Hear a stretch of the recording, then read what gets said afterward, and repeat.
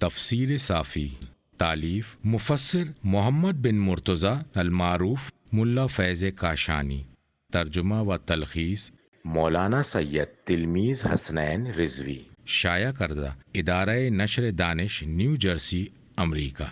سورہ ماعون، سورہ ماعون اور اس کا دوسرا نام سورہ آرایتہ بھی ہے۔ یہ سورہ مکہ مکرمہ میں نازل ہوا۔ اس سورے میں 7 آیتیں ہیں۔ بسم اللہ الرحمن الرحیم، اللہ کے نام سے جو بڑا مہربان نہایت مشفق ہے۔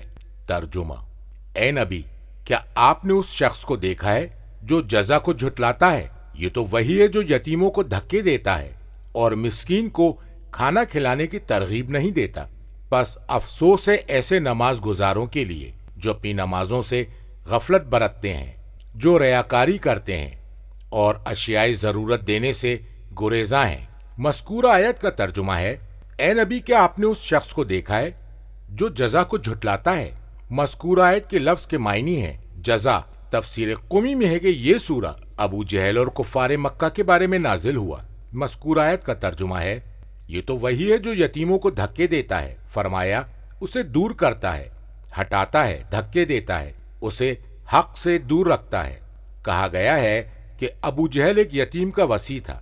وہ برہنہ حالت میں آیا اور اس سے اپنا مال طلب کیا۔ اس نے اسے دھکا دے کر بھگا دیا اور ابو سفیان نے بکریوں کو ذبح کیا۔ کسی یتیم نے گوشت طلب کیا تو اس نے اس یتیم کو ڈنڈے سے مارا۔ مذکورہ آیت کا ترجمہ ہے: اور مسکین کو کھانا کھلانے کی ترغیب نہیں دیتا۔ مذکورہ آیت کے الفاظ سے مراد اور ترغیب نہیں دیتا مسکین کو کھانا کھلانے کی، اس لیے کہ جزا پر اس کا یقین نہیں ہے۔ اسی لیے جملے کی ترتیب یہ ہے کہ یکذب کے بعد حرف فا لایا گیا۔ فذالک الذی، یہ وہی ہے۔ مذکورہ آیت کا ترجمہ ہے: بس افسوس ہے ایسے نماز گزاروں کے لیے۔ فا جزائیہ ہے، یعنی جب جزا کو جھٹلانے کی وجہ سے یتیم اور مسکین کی کوئی پرواہ نہیں ہے تو پھر نماز میں سہو، جو دین کا ستون ہے، اور ریاکاری، زکوٰۃ سے روکنا اس کا زیادہ حقدار ہے، لہذا اس کے لیے ویل کو مرتب کیا گیا۔ مذکورہ آیت کا ترجمہ ہے: جو اپنی نمازوں سے غفلت برتتے ہیں۔ مذکورہ آیت کے لفظ کے معنی ہیں غافل رہتے ہیں، اس کی کوئی فکر نہیں کرتے۔ تفسیر قمی میں ہے، فرمایا اس سے مراد تارک الصلاۃ، بے نمازی ہے، اس لیے کہ ہر انسان نماز میں سہو کرتا ہے۔ تفسیر مجموع البیان میں عیاشی سے روایت ہے اور وہ امام صادق علیہ السلام سے منقول ہے کہ آپ سے اس آیت کے بارے میں دریافت کیا گیا کہ کیا یہ شیطانی وسوسہ ہے؟ تو امام علیہ السلام نے فرمایا، نہیں، ایسا تو ہر ایک کے ساتھ ہوتا ہے، البتہ اس سے مراد یہ ہے کہ وہ نماز میں غفلت برتتا ہے اور اول وقت میں نماز ادا نہیں کرتا۔ تفسیر قمی میں امام صادق علیہ السلام سے مروی ہے، فرمایا کہ اس سے مراد یہ ہے کہ نماز کو اول وقت میں ادا نہ کرنا بغیر کسی عذر کے۔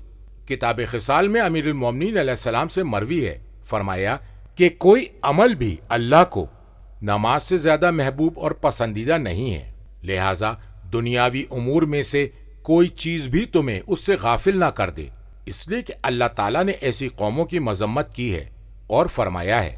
مذکورہ آیت کا ترجمہ ہے: یہی وہ لوگ غافل ہیں، وہ اس کے اوقات کو کوئی اہمیت نہیں دیتے بلکہ اسے حقیر سمجھتے ہیں اور اس کا مذاق اڑاتے ہیں۔ تفسیر مجموع البیان میں امام صادق علیہ السلام سے مروی ہے، فرمایا اس سے مراد نماز کو چھوڑ دینا اور اس میں سستی و کاہلی کرنا ہے۔ مجموع البیان میں اور کتاب کافی میں امام کاظم علیہ السلام سے مروی ہے کہ اس سے مراد اسے ضائع کرنا ہے۔ مذکورہ آیت کا ترجمہ ہے: جو ریاکاری کرتے ہیں، لوگوں کو دکھانے کے لیے نمازیں پڑھتے ہیں تاکہ وہ ان کی تعریف کریں۔ تفسیر مجموع البیان میں امیر المومنین علیہ السلام سے مروی ہے کہ اس سے مراد وہ منافقین ہیں جو یہ سمجھتے ہیں کہ اگر وہ نمازیں پڑھ بھی لیں تو انہیں کسی قسم کے ثواب کی امید نہیں ہے، اور اگر نمازیں چھوڑ دیں تو انہیں کسی طرح کے عذاب کا خوف نہیں ہے، لہٰذا وہ اس سے غافل رہتے ہیں یہاں تک کہ وقت چلا جاتا ہے۔ جب وہ مومن کے ساتھ ہوتے ہیں تو ریاکاری کے طور پر نمازیں پڑھتے ہیں، اور جب ان کے ساتھ نہیں ہوتے تو پھر نمازیں نہیں پڑھتے، اور یہ اللہ کا قول ہے۔ مذکورہ آیت کا ترجمہ ہے: اور اشیاء ضرورت دینے سے گریزاں ہیں۔ تفسیر قمی میں ہے جیسے چراغ، آگ، خمیر اور اسی جیسی چیزیں، لوگوں کو جن کی ضرورت ہوتی ہے۔ فرمایا ایک اور روایت میں ہے یعنی خمس و زکوٰۃ۔ تفسیر مجمع البیان میں علی علیہ السلام اور امام صادق علیہ السلام سے مروی ہے کہ اس سے مراد واجب زکوٰۃ ہے، اور روایت مرفوع میں ہے اس سے مراد وہ چیزیں ہیں جسے لوگ آری تہن لیتے دیتے ہیں، جیسے ڈول، کلہاڑی، تیشہ، اور جسے منع نہیں کیا جا سکتا جیسے پانی اور نمک۔ کتاب کافی میں امام صادق علیہ السلام سے منقول ہے، فرمایا اس سے مراد قرض ہے جسے تم دیتے ہو، اور وہ نیکی ہے جسے تم بجا لاتے ہو، اور گھر کا ساز و سامان جسے تم آری تہن دیتے ہو، اور اسی کے ذیل میں زکوٰۃ بھی آتی ہے۔ کہا گیا ہے کہ ہمارے پڑوسی ہیں، جب ہم انہیں کوئی چیز آریتن دیتے ہیں تو وہ اسے توڑ دیتے ہیں، خراب کر دیتے ہیں، تو کیا انہیں منع کرنے پر ہم گناہگار ہوتے ہیں؟ امام علیہ السلام نے فرمایا نہیں، اگر وہ لوگ ایسا کرتے ہیں تو پھر انہیں منع کرنے پر کوئی گناہ نہیں ہے۔ کتاب ثواب الاعمال اور تفسیر مجمع البیان میں امام باقر علیہ السلام سے مروی ہے کہ جو بھی سورہ آرایت الذی یکذب بالدین اپنی فرض اور نافلہ نمازوں میں پڑھے گا تو اللہ تبارک و تعالیٰ اس کی نماز اور روزوں کو قبول کرے گا، اور اس نے اپنی دنیاوی زندگی میں جو کچھ کیا ہوگا اس کے بارے میں حساب کتاب نہیں لے گا۔